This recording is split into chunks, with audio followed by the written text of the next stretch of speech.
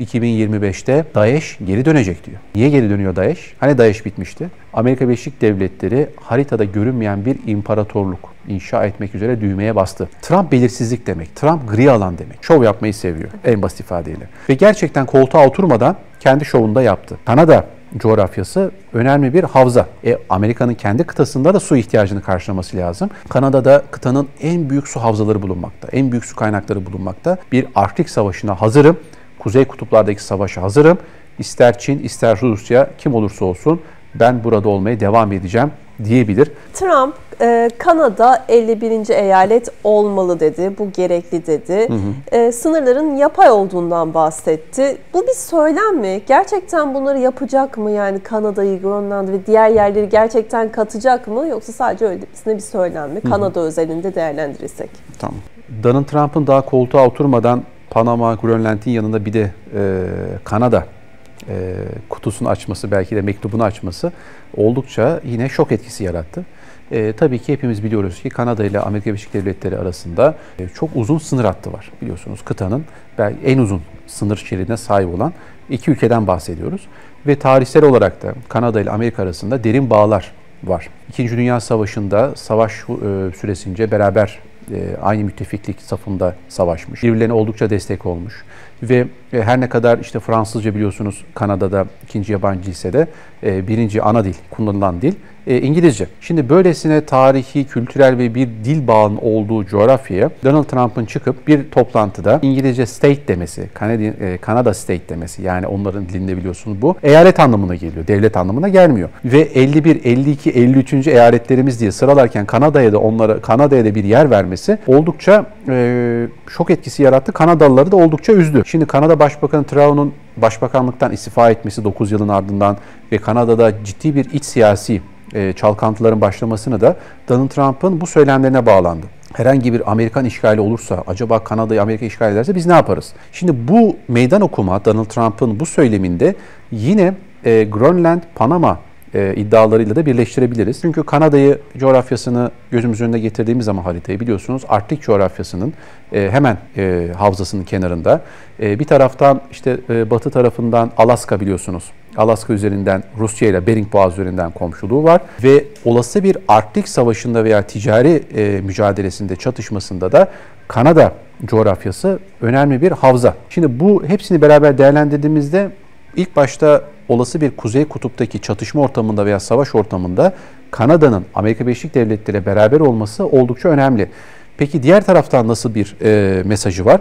Rusya ile Çin'in bu Arktik bölgesindeki alan hakimiyetine karşı Kanada'nın olası bir çözülmesi ve Kanada'nın çözülmesiyle beraber Amerika Birleşik Devletleri'nin sınırlarının tehdit altına girmesi.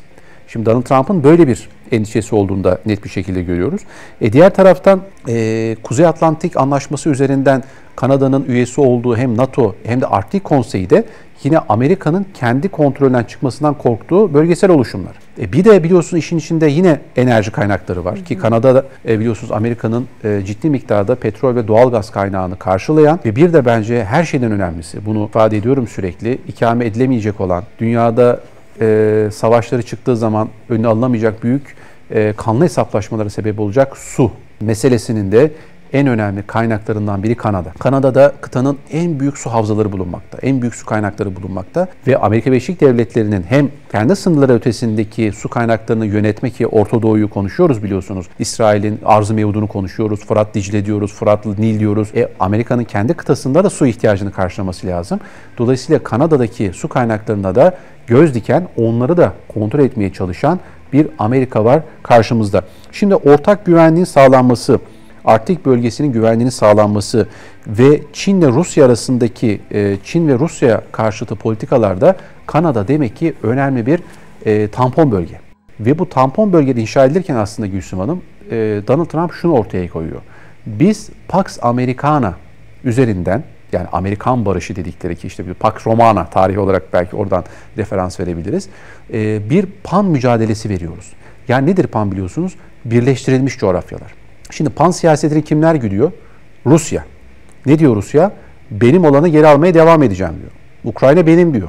Kırım benim diyor. Karadeniz, Türkistan, bunlar benim arka bahçem ve ön bahçem. Kimseye bırakmam diyor. Çin ne diyor? Benim de bir pan mücadelem var. Tayvan diyor, Pamir Dağları diyor, Asya'nın işte Doğu Türkistan diyor. Bunlar da benim pan siyasetin bir parçası diyor. Amerika Birleşik Devletleri ne diyor? Benim de bir pan siyasetim var. O da Kuzey ve Güney Amerika'nın tamamının kendime ait olduğunu gösteren bir pan siyaseti. Şimdi o zaman Rusya, Çin ve Amerika'nın bu pan mücadelesinde bir savaş çıkar mı? O savaş bu ülkelerin işine yarar mı? Yoksa sadece bunu düşük yoğunluklu ve orta yoğunluklu ticari savaşlar veya jeopolitik çatışma alanları üzerinden gerçekleştirebilirler mi? Ama bence Kanada bunun en önemli safhası. Diyersiniz ki Kanada'yı Amerika işgal eder mi? Ki öyle bir şey ben söz konusu olacağını düşünmüyorum.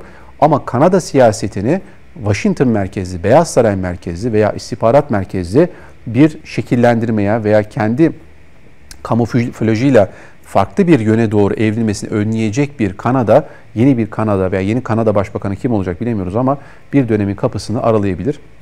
Çünkü bizim hafızalarımızda Kanada nedir? Refah ülkesidir. Sosyal şartları çok iyidir. Eğitim hayatı çok iyidir. Her öğrenci orada okumak ister diyebiliriz ama demek ki Amerika artık yavaş yavaş tıpkı Norveç'i, İsveç'i, Finlandiya'yı nasıl NATO üyesi yaptırdıysa Rusya tehdidi üzerinden demek ki Kanada'yı da yeni bir cephe hattı haline getirmek ve belki oraya konvansiyonel silahlarını yığarak bir Arktik Savaşı'na hazırım. Kuzey kutuplardaki savaşa hazırım.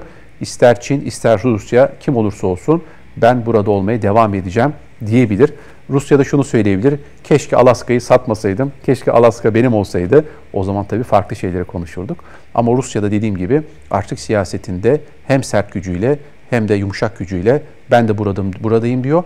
Ve Ukrayna Savaşı'nın getirmiş olduğu Çin-Rus ortaklığı da Arktik coğrafyasına, yani kutuplara da yansıdığını, sirayet ettiğinde görüyoruz. Şimdi Kanada'nın tabii sonuçta Kanada bir ülke, bağımsız bir ülke. Kendi güvenlik güçleri var, kendi ordusu var, hükümeti var, genelkurmay başkanlığı var. Bir kukla ülke değil. Ama Kanada'nın Amerika Birleşik Devletleri'nin savaş ihtimaline karşı söylemsel meydan okumasını tam anlamıyla sahadaki meydan okumaya dönüştürebilir mi? Bundan çok emin değilim Gülsüm Hanım.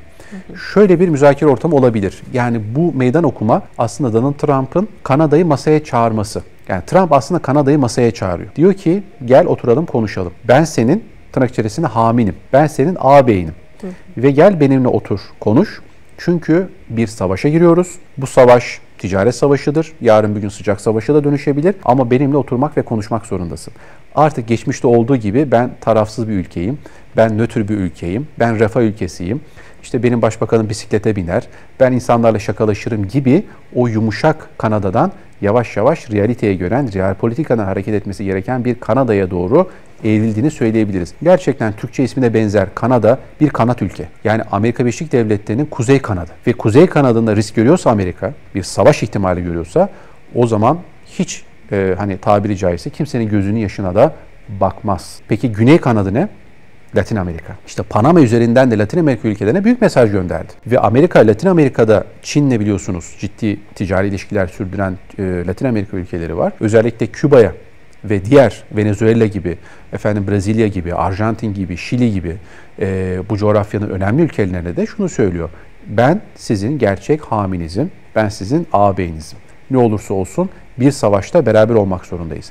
Donald Trump'ı gerçekten belki şu an yorumluyoruz ama Donald Trump'ı bilen sadece kendisi. Yani Donald Trump'ın ne yapacağını şu anda sadece kendisi biliyor. Ama benim jeopolitik okumam Donald Trump'ın Kanada'ya vermiş olduğu mesaj, yani seni eyaletim yapacağım. Kanada aslında bizim toprağımız mealinde açıklamalar yapması, Kanada'yı derhal bir acil toplantıya çağırması üzerinden ben yorumluyorum bunu.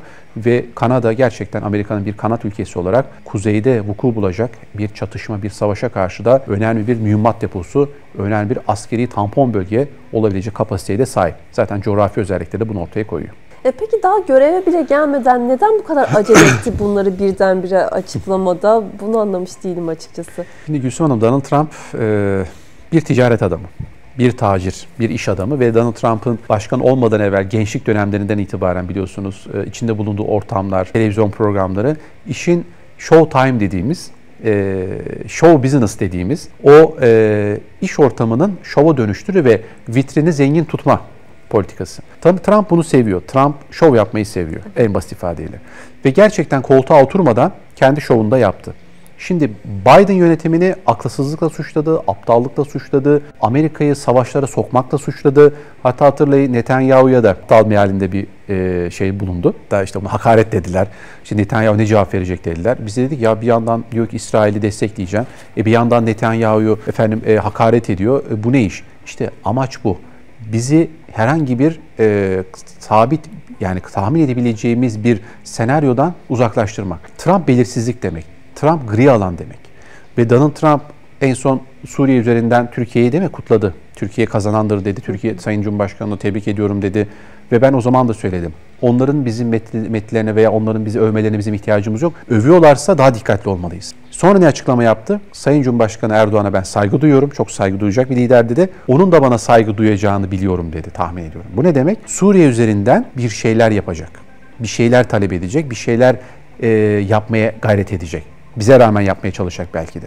Şimdi burada bizim Amerika ile psikolojik bir harbimiz var. Bunu görmemiz lazım. Peki diğer ülkeler ve diğer coğrafyalar üzerinden de Donald Trump bu mesajları vererek ne ifade etmeye çalışıyor? Ben her zaman şunu da söyledim. Amerika Birleşik Devletleri haritada görünmeyen bir imparatorluk inşa etmek üzere düğmeye bastı. Bugün Donald Trump'ın kabinesinde olanlar her ne kadar savaşları bitirecek, tam tersi bir Amerika imajı çiziyor olsalar da bence Amerika daha neokon, Amerika daha vahşi, Amerika tam anlamıyla bir savaş partisi gibi hareket edecek gibi geliyor. Bunu uzun kollarıyla yapmak isteyecektir. Bunu vekil güçleriyle yapmak isteyecektir. Bunu ticaret savaşlarıyla yapmak isteyecektir. Ve bunu ben takip ettiğim Michael Rubin gibi, Graham Fuller gibi, Stephen Cook gibi eski geleneksel azılı neokonlar, biliyorsunuz bunlar. Onların yazdığı yazılarda da net bir şekilde görüyorum. En son Michael Rubin ne yazdı Michael Rubin? İzleyicilerimiz okuyabilirler. 2025'te DAEŞ geri dönecek diyor. Niye geri dönüyor DAEŞ? Hani DAEŞ bitmişti? Hani siz yıllarca DAEŞ'e karşı zafer kazanmıştınız? Demek ki DAEŞ gerçekten sizin bir aparatınız. PYD'yi meşrulaştırmak üzere aparatınız. O zaman gümbür gümbür siz DAEŞ'i hortlatmak üzere çalışmalara başladınız. Ve bunu kim üzerinden yapmak isteyecekler Gülsüm Hanım? Türkiye üzerinden. Dikkatli olmalıyız. DAEŞ operasyonları devam ediyor biliyorsunuz ülkemizde. Birçok DAEŞ'li yakalandı. MİT'imiz sayesinde, istihbaratımız sayesinde, güvenlik güçlerimiz sayesinde ve Türkiye'de bir eylem gerçekleştirmek onların en büyük amacı ki dünyaya DAEŞ ölmedi, DAEŞ hala canlı diyerek PKK'yı, PYD'yi Suriye'nin doğusunda yani Fırat'ın doğusunda aktif hale getirmek, garnizon bir güç haline getirmek. Dolayısıyla Donald Trump'ın Doğu Yarımküre'ye, Doğu dünyasına, Batı dünyasına, kuzeye, güneye bu kadar meydan okumasının temelinde aslında böyle bir imparatorluk anlayış içerisinde bir Pax Americana kisvesi altında pan mücadelesi dediğimiz Amerika'nın etkisine girmiş bir dünya sistemi inşa etmeye çalıştığını ama bunda karşılarında Çin gibi, Rusya gibi hatta Hindistan'ı da bence bu denkleme katabiliriz. Küresel aktörlerinde olduğunu da görmemiz gerekiyor. Ama Donald Trump tabii geldikten sonra söylemleriyle eylemlerinin ne kadar örtüşeceğini de hep beraber göreceğiz.